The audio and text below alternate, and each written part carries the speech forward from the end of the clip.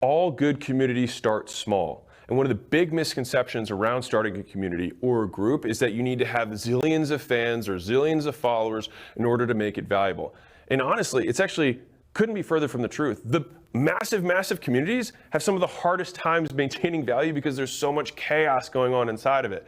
Whereas the small communities, we've actually found from the stats from the platform that all you need is 10 true regulars, is 10 people who contribute regularly to a group. One of the most valuable groups that I was ever a part of was my powerlifting group, where we had 13 guys, and we would all post in there every day of like our lifting videos of what our workout was, what we were struggling with, and then other people would be like, hey, this is what I did to break out, the lockout on my bench. And it was one of the groups that I looked forward to seeing the post every single day, and I would have paid if the platform I had been on at the time actually allowed me to do that. And so you don't need a lot of people to make this thing really valuable.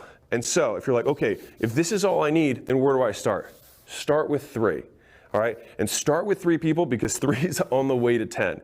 And if you get 3 paying members, if that's what you choose to do as you're starting, that also unlocks the free training that comes along with the top 10 visit winners. And so when the top 10 people fly out here, we're gonna be recording the whole day. And if you just get 3 paying members, you'll have access to that entire day as though you would want it to when you were here with us, all right? And so this is what it takes to start. This is what it takes all it takes to make a valuable community. And I wanna show a little bit of what's possible. So Kevin Kelly wrote a famous book called 1,000 True Fans. And basically what he postulated was, people think they need millions of people. People think they need to become Mr. Beast or Logan Paul or whatever in order to have a big enough fan base to make money. And it couldn't be further from the truth. You only need 1,000 people. And with 1,000 people, when you compare it to 8 billion, you can be so specific about the things you're interested in. If you're a vegan mom powerlifter who loves cats, there's another 1,000 vegan mom powerlifters who love cats. And so the cool thing is that you can have cross-pollination of different interests that narrow the audience, but also make that audience's affinity with you so much higher. So let me give you an example. So if we have Joe Rogan Experience here, JRE, in the middle, all right? Now, he really likes aliens, okay? So people who like aliens might like Joe Rogan. He also likes fitness. So people who like fitness also like Joe Rogan. He also likes conspiracy, right? Or whatever, conspiracy theories or whatever you want to call that there. He likes fighting and he likes comedy.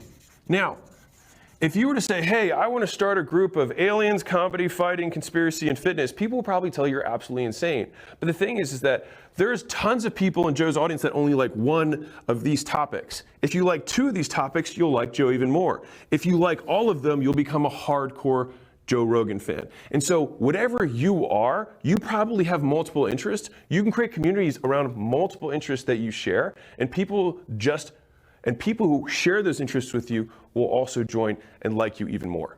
And so you might be wondering, okay, well then where do I start? Well, you probably have friends. You have people who already follow you on Facebook, who are friends with you or follow you on Instagram. You can pull out your phone and realize that you have 400 people or 800 people that you know. Just text them and invite them to your community. Like, if you invite 800 people to your community, you invite everyone in your contact list to your community, I promise you'll get 3. You'll probably get more than 10 just from doing that one thing. And so right now, if you don't do that, realize that it's not because you don't know how, it's because you're afraid. And you don't need to be, because all we're doing is inviting people to a party. And if they don't show up, you can invite them to the next one.